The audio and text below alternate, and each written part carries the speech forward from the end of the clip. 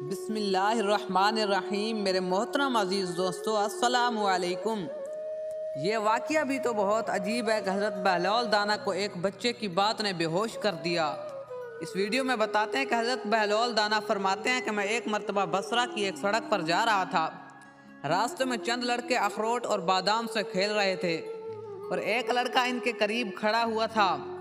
مجھے خیال ہوا کہ اس لڑکے کے پاس بادام اور اخروٹ نہیں ہے، ان کی وجہ سے رو رہا ہے اور کھیل نہیں رہا۔ میں نے اس سے کہا، بیٹا تجھے میں اخروٹ اور بادام خرید دوں گا تو ان سے کھیلے گا؟ تو اس نے میری طرف نگاہ اٹھا کر کہا، اے بیوقوف، کہ ہم کھیلنے کے واسطے پیدا کیے گئے ہیں؟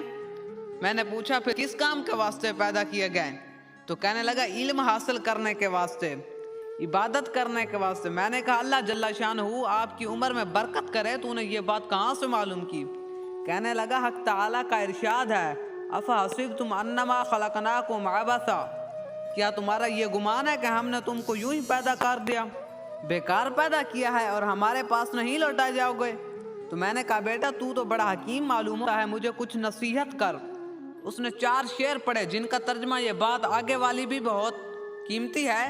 تو شعر اس کا ترجمہ یہ ہے کہ میں دیکھ رہا ہوں کہ دنیا ہر وقت چلا جاؤں میں ہے، یعنی کوئی آ رہا ہے، کوئی جا رہا ہے۔ دنیا ہر وقت چلنے کے لیے دامن اٹھائے اور قدم پنڈلی پر ہے، یعنی دوڑنے کے لیے تیار رہتی ہے۔ پس نہ تو دنیا کسی زندہ کے لیے باقی رہتی ہے، نہ کوئی زندہ دنیا کے لیے باقی رہتا ہے۔ ایسا معلوم ہوتا ہے کہ موت اور حوادث 2 گھوڑے ہیں جو تیزی سے آدمی کی طرف دوڑے چلے آ رہے ہیں۔ پس او بیوقوف جو دنیا کے ساتھ دھوکے میں پڑا ہوا ہے، ذرا غور کر اور دنیا سے اپنے لیے کوئی آخرت میں کام آنے والی اعتماد کی چیز لے لے۔ یہ شعر پڑھ کر اس لڑکے نے آسمان کی طرف منہ کیا اور دونوں ہاتھ اٹھائے اور آنسوؤں کی لڑی اس کے رخساروں پر جاری تھی، اور یہ 2 شعر پڑھے جن کا ترجمہ یہ ہے، اے وہ پاک ذات کہ اسی کی طرف عاجزی کی جاتی ہے اور اسی پر اعتماد کیا جاتا ہے۔ اے وہ پاک ذات کہ جب اس سے کوئی امید باندھ لے تو وہ نامراد نہیں ہو سکتا، اس کی امید ضرور پوری ہوتی ہے۔ یہ شعر پڑھ کر وہ بے ہوش ہو کر گر گیا۔ میں نے جلدی سے اس کا سر اٹھا کر اپنی گود میں رکھ لیا اور اپنی آستین سے اس کے منہ پر جو مٹی وغیرہ لگ گئی تھی پونجنے لگا۔ جب اس کو ہوش آیا تو میں نے کہا، ابھی سے تمہیں اتنا خوف کیوں ہو گیا؟ ابھی تو تم بچے ہو نا، ابھی تمہارے نامہ اعمال میں کوئی گناہ بھی نہیں لکھا جائے گا۔ کہنے لگا، بہلول ہٹ جاؤ، میں نے اپنی والدہ کو ہمیشہ دیکھا جب وہ آگ جلانا شروع کرتی ہے تو پہلے چھوٹی لکڑیاں ہی چولہے میں رکھتی ہے، اس کے بعد بڑی لکڑیاں رکھتی ہے۔ مجھے یہ ڈر ہے کہ کہیں جہنم کی آگ میں چھوٹیوں لکڑیوں کی جگہ میں نہ رکھ دیا جاؤں۔ میں نے کہا، صاحبزادے بڑے حکیم معلوم ہوتے ہو، مجھے کوئی مختصر نصیحت تو کرو۔ اس نے اس پر 14 شعر پڑھے، اگر آپ کہیں تو میں ویڈیو کے آخر میں ضرور بتاؤں گا۔ تو حضرت بیان فرماتے ہیں کہ اشعار سن کر مجھ پر ایسا اثر ہوا کہ میں غش کھا کر گر گیا۔ بڑی دیر بعد جب مجھے ہوش آیا تو وہ لڑکا جا چکا تھا۔ میں نے ان بچوں سے دریافت کیا کہ یہ بچہ کون تھا؟ وہ کہنے لگے، ہم تو اس کو نہیں جانتے، یہ حضرت حسین کے اولاد میں سے بس اتنا جانتے ہیں۔ تو میں نے کہا، مجھے خود ہی حیرت ہو رہی تھی کہ یہ پھل کس درخت کا ہے۔ واقعی یہ پھل اسی درخت کا ہو سکتا تھا۔ حق تعالیٰ جل شانہ ہمیں اس خاندان کی برکتوں سے متنفع فرماوے۔ اس واقعے کی ایک ایک نصیحت میرے اور آپ لیے مشعل راہ ہے، چنانچہ ان قیمتی نصیحتوں کو ہمیں اپنی زندگی کا حصہ بنا لینا چاہیے۔ ایک دفعہ کسی بزرگ نے ابلیس کو فرار ہوتے دیکھا، یعنی بھاگتے ہوئے دیکھا، اور وہ بزرگ جب حضرت جنید بغدادی کے پاس پہنچے تو آپ کو بہت غضبناک حالت میں پایا۔ چنانچہ ان بزرگوں نے کہا کہ غصہ تھوک دیجئے، کیونکہ غصہ کی حالت میں شیطان غالب آ جاتا ہے۔ اس کے بعد جب راستے کا واقعہ بیان کیا تو آپ نے فرمایا کہ ابلیس میرے غصے سے بھاگتا ہے، کیونکہ دوسرے لوگ تو اپنے نفس کی خاطر غصہ کرتے ہیں۔ پھر فرمایا کہ اگر خدا نے ابلیس سے پناہ مانگنے کا حکم نہ دیا ہوتا تو میں کبھی بھی اس سے پناہ طلب نہ کرتا۔ آپ کی ملاقات مسجد کے دروازے پر ایک معمر شخص کے ساتھ ہوئی۔ وہ بوڑھا شخص اصل میں شیطان تھا۔ تو آپ نے سوال کیا کہ آدم کو سجدہ نہ کرنے کی کیا وجہ تھی؟ اس نے جواب دیا کہ غیر اللہ کو سجدہ کرنا کب روا ہے؟ اس جواب سے آپ حیرت زدہ ہوئے تو غیبی آواز سے ندا آئی کہ اس سے کہہ دو کہ تو کاذب ہے، کیونکہ بندے کو مالک کے حکم سے انحراف کی اجازت نہیں ہے۔ چنانچہ ابلیس آپ کے غیبی الہام کو بھانپ کر فوراً رفو چکر ہو گیا، یعنی یہ تو بات اس نے کہی کہ غیر اللہ کو سجدہ کرنا جائز نہیں ہے۔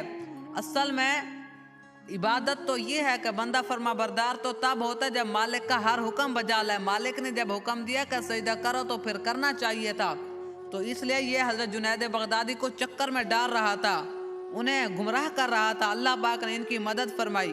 کسی نے آپ سے عرض کیا کہ موجودہ دور میں دینی بھائیوں کی قلت ہے، اسلامی بھائیوں کو۔ آپ نے فرمایا کہ اگر تمہارے خیال میں دینی بھائی صرف وہ ہیں جو تمہاری مشکلات کو حل کر سکیں، تب تو یقیناً وہ نایاب ہیں اور بہت ہی قلیل ہیں، تھوڑے ہیں۔ اور اگر تم حقیقی دینی بھائیوں کا فقدان تصور کرتے ہو تو کاذب ہو، اس لیے کہ برادر دینی کا حقیقی مفہوم یہ ہے کہ جن کی دشواریوں کا حل تمہارے پاس ہو اور ان کے تمام امور میں تمہاری اعانت شامل ہو، یعنی مدد شامل ہو۔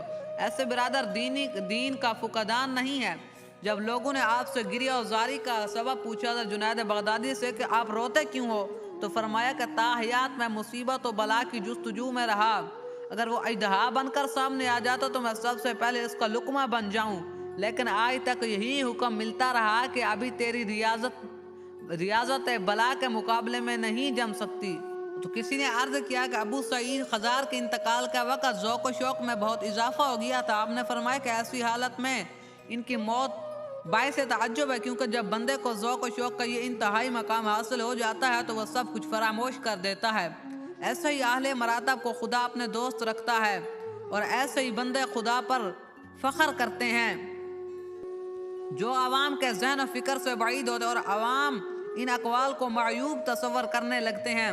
آپ کو اگر میری باتوں کی سمجھ نہ آ رہی تو اسی کے بارے میں بزرگوں نے فرمایا، ابن شریح سے لوگوں نے سوال کیا کہ جنید بغدادی کا کلام ان کے علم کے مطابق ہوتا ہے، تو انہوں نے جواب دیا کہ یہ تو میں نہیں جانتا، البتہ ان کی گفتگو ایسی ضرور ہوتی ہے جیسے خدا تعالیٰ ان کی زبان سے کلام کر رہا ہو، اور میرے قول کی یہ دلیل ہے کہ جب جنید توحید کو بیان کرتے ہیں تو ایسا جدید مضمون ہوتا ہے کہ ہر شخص اس کو سمجھنے سے قاصر ہوتا ہے۔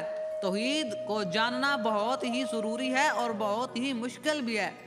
ایک مرتبہ دوران واز کسی نے عرض کیا تھا جنید بغدادی سے کہ آپ کا واز میری فہم سے بالا تر ہے، مجھے سمجھ نہیں آتی آپ کیا فرما رہے ہیں، یعنی باتوں تو سن رہا ہوں لیکن سمجھ نہیں آتی۔ آپ نے فرمایا کہ 70 سال کی عبادت قدموں کے نیچے رکھ کر سر نگوں ہو جا، اس کے بعد اگر تیری سمجھ میں نہ آئے تو یقیناً میرا قصور ہوگا، یعنی تو تکبر میں ہے۔ ایک مرتبہ کسی نے دوران واز آپ کی تعریف کر دی تو فرمایا کہ حقیقتاً میں یہ خدا کی تعریف کر رہا ہے۔ کس نے سوال کیا کہ قلب کو مسرت کس وقت حاصل ہوتے، یعنی دل کو سکون کب ملتا ہے، دل کو خوشی کب ملتی ہے، تو فرمایا کہ جب اللہ تعالیٰ قلب میں ہوتا ہے، یعنی خدا کی یاد جب دل میں ہوتی ہے۔ ایک مرتبہ جنید بغدادی ایک رات آپ کا عبادت سے دل اچاٹ ہوگی، یعنی عبادت سے آپ تھک گئے، چنانچہ آپ باہر نکلے تو دیکھا کہ دروازے پر ایک آدمی کمبل لپیٹے ہوئے بیٹھا ہوا ہے۔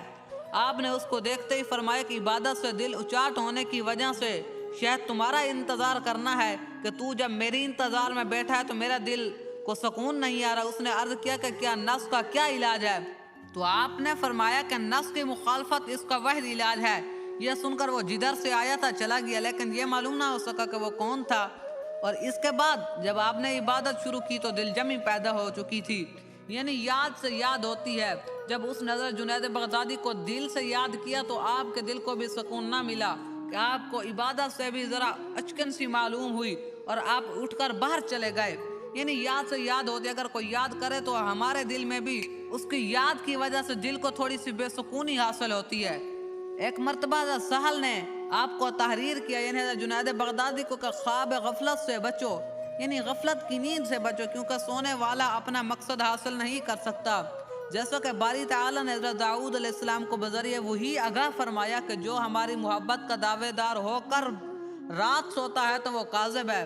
آپ نے جواب میں تحریر کیا کہ خدا کی راہ میں بیدار رہنا ہمارا ذاتی فعل ہے، لیکن ہمارے سونے کا تعلق خدا کے فعل سے ہے جو ہمارے فعل سے بدرجہ بہتر ہے۔ جیسا کہ اللہ تعالیٰ نے ارشاد فرمایا ہے، جس کا ترجمہ یعنی نیند ایک بخشش ہے خدا کی جانب سے اپنے دوستوں پر، یعنی نیند بھی خدا تعالیٰ کا فضل ہے۔ اور اتنا بھی نہ سویا جائے کہ انسان کا دل ہی مردہ ہو جائے۔ کسی عورت نے اپنے گم شدہ لڑکے کے مل جانے کی دعا کے لیے آپ سے عرض کیا تو آپ نے فرمایا کہ صبر سے کام لو۔ یہ سن کر وہ چلی گئی۔ اور کچھ روز صبر کرنے کے بعد پھر خدمت میں حاضر ہوئی، لیکن پھر آپ نے صبر کی تلقین فرمائی، وہ عورت پھر بھی واپس چلی گئی۔ حیرت کی بات ہے نا۔ اور جب طاقت صبر بالکل نہ رہی تو پھر حاضر ہو کر عرض کیا کہ اب تک بھی صبر نہیں ہوا مجھ سے۔ آپ نے فرمایا کہ اگر تیرا قول صحیح ہے تو جا، تیرا بیٹا تجھے مل گیا۔ چنانچہ جب وہ گھر پہنچی تو بیٹا موجود تھا۔ ایک مرتبہ چور نے آپ کا کرتا چرا لیا، حضرت جنید بغدادی کا، اور دوسرے دن جب بازار میں آپ نے اس کو فروخت کرتے دیکھا تو خریدنے والا چور سے یہ کہہ رہا تھا کہ اگر کوئی یہ گواہی دے دے کہ یہ مال تیرا ہی ہے تو میں خرید سکتا ہوں۔ آپ نے فرمایا میں واقف ہوں۔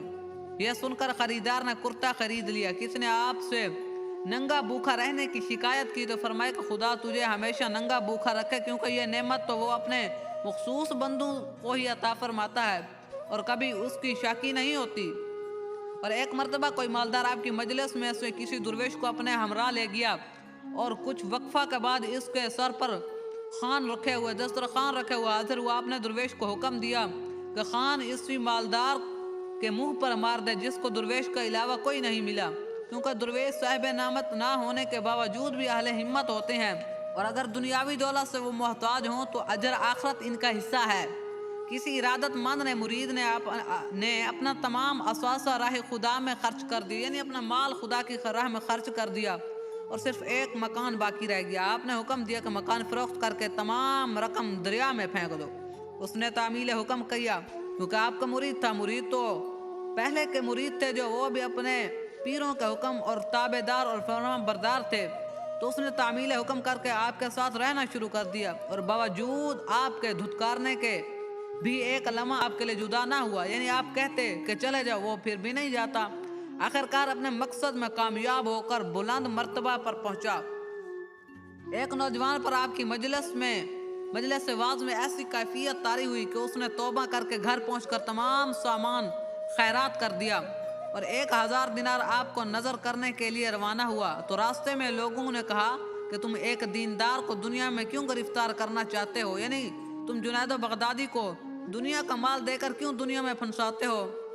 یہ سن کر اس نے جواب دیا، تمام دینار دریائے دجلہ میں پھینک دی۔ یہ سنتے ہی اور جب آپ کی خدمت میں حاضر ہو تو آپ نے فرمایا کہ تم میری صحبت کے اس لیے اہل نہیں ہو کہ تم نے ایک ایک کر کے جو 1000 مرتبہ دینار دریا میں پھینکے، وہ کام تو ایک مرتبہ ہی کا ہو سکتا تھا، یعنی ایک ایک دینار پھینکنے سے کیا یکدم ایک ہی لازم ہے ان سب کو اکٹھا پھینک دیتا۔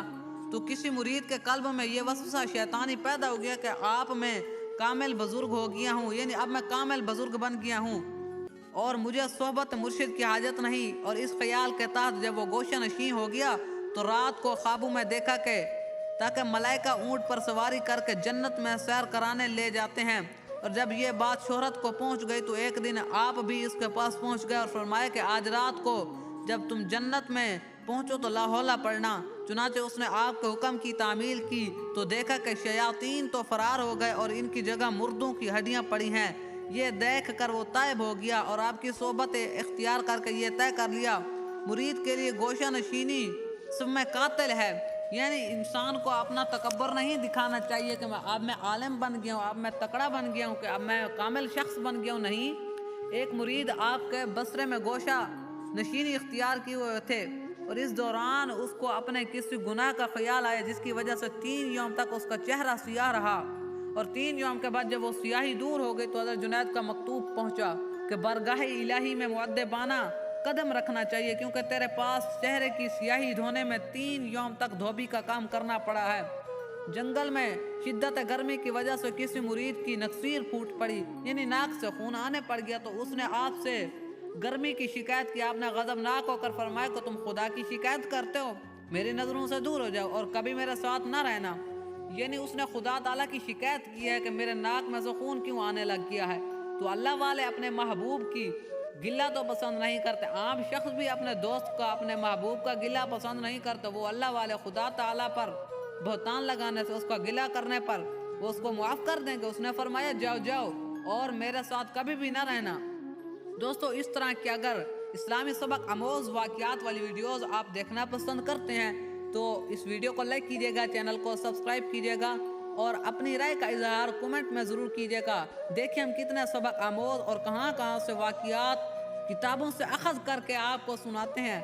اگر آپ بھی ویڈیو کو لائک نہ کرو تو اپنی وفا کو سمجھو کہ ہماری ویڈیو سے اتنا فائدہ بھی اٹھایا اور ویڈیو کو لائک بھی نہیں کیا اور کمنٹ کر کے اپنی رائے کا اظہار بھی نہیں کیا۔ جزاک اللہ۔ کر کے اپنی رائے کا اظہار بھی نہیں کیا۔ جزاک اللہ۔